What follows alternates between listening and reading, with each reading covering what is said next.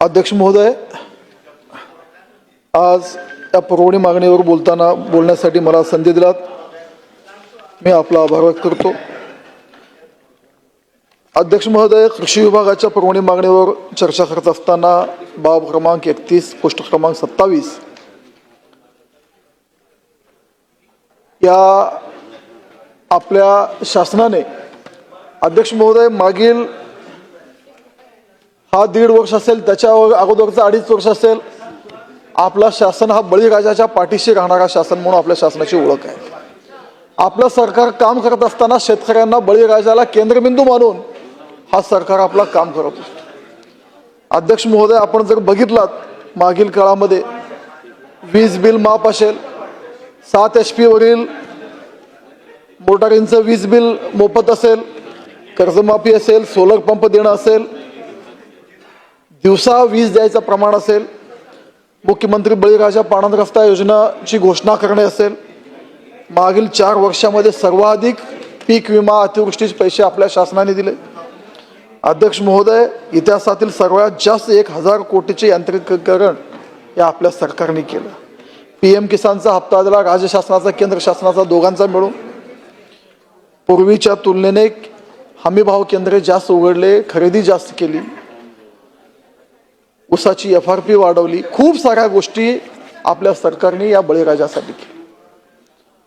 अध्यक्ष महोदय, हे सगळं होत असताना आपण जर मागील साधारण 4 वर्षाचे पीक विम्याची जर रक्कम आपण तपासलेत तर आपल्या लक्षात येईल 2021 ला 3708 कोटी, 2022-23 ला 4174 कोटी, 2023-24 ला 8569 कोटी आणि 24-25 ला 4904 कोटी इतकी भरपाई या सरकारने बळीराजाच्या नुकसान भरपाई पोटी दिली। पण अध्यक्ष महोदय, आजचा ह्या वर्षीचा जर आपण बघितला तर फक्त 1623 कोटी रुपये आपल्या शेतकऱ्यांना मिळाले। त्यातील ही 700 जवळपास 900 कोटी रुपये हे एका जिल्ह्याला गेले आणि उर्वरित महाराष्ट्र हा 729 कोटीमध्ये विभागला गेला।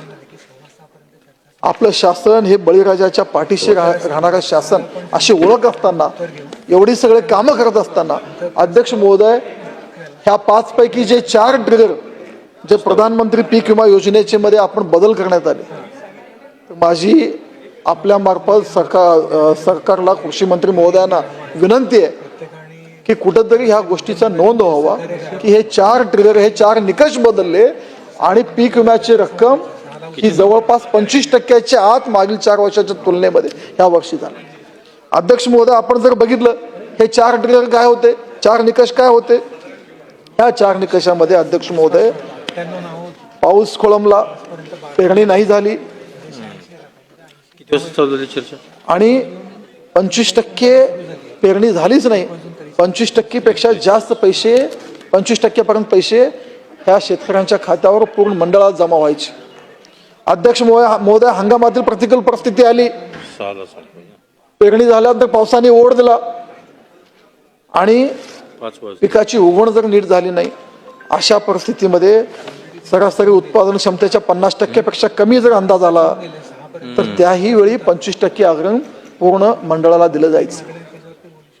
जेव्हा स्थानिक नैसर्गिक आपत्ती यायची, अतिवृष्टी व्हायची, गारपीट व्हायचा, अशा वेळी सुद्धा 72 तासाच्या आत तक्रार केलं तर त्यावेळी रक्कम शेतकऱ्याच्या खात्यावर जमा व्हायची। ह्या 4 निकष रद्द केल्यामुळं ही रक्कम ही 4 पटीला येऊन थांबलेली आहे, 25% पेक्षा आत येऊन थांबलेले। तर अध्यक्ष महोदय, मी कृषी मंत्री, माननीय मुख्यमंत्री महोदय, दोन्ही उपमुख्यमंत्री महोदयांना विनंती करतो की एवढं सगळं आपण शेतकऱ्यांसाठी केलेलं आहे, मागील 4 वर्षे भरभरून दिलेलं आहे, पण केवळ हे 4 ट्रिगर आपण रद्द केल्यामुळे शेतकऱ्यांचं नुकसान भरपाई ह्यावेळी त्या प्रमाणात मिळालेलं नाही। मला आपल्याला विनंती आहे की हे 4ही निकष, 4ही ट्रिगर परत चालू करावं, जेणेकरून बळीराजाच्या पाठीशी राहणारा हे शासन ही आपली ओळख कायम राहील। मी अशी विनंती करतो सरकारला आणि मला बोलण्याला परवानगी दिली, आपले आभार व्यक्त करतो। धन्यवाद।